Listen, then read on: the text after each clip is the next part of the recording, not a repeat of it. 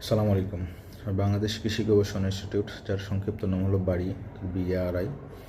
তো তারা সরিষার একটি নতুন জাত উদ্ভাবন করেছে। এর নাম দিয়েছে BARI-20, অর্থাৎ বাড়ি 20। এই জাতের সরিষার তিনটি পজিটিভ দিক রয়েছে। একটি হলো সাধারণত প্রচলিত যে জাতগুলো রয়েছে সেগুলো বীজ বপন করার পর থেকে সরিষা ঘরে তোলা পর্যন্ত যে সময় প্রয়োজন হয় তার সাথে কম সময়ে এটি ঘরে তোলা যায়।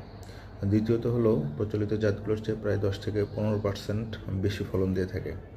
তৃতীয় আরেকটি পজিটিভ দিক হলো, তো 1 কেজি সরিষা থেকে সাধারণত যেটুকু তেল উৎপাদন করা যায় এই সরিষা থেকে তার চাইতে বেশি পরিমাণে সরিষা উৎপাদন করা যায়। সিরাজগঞ্জের একটি চরে প্রায় 100 বিঘা জমিতে এবার এটি চাষ করা হচ্ছে, অন্যান্য অঞ্চলেও এটি চাষ করা হচ্ছে।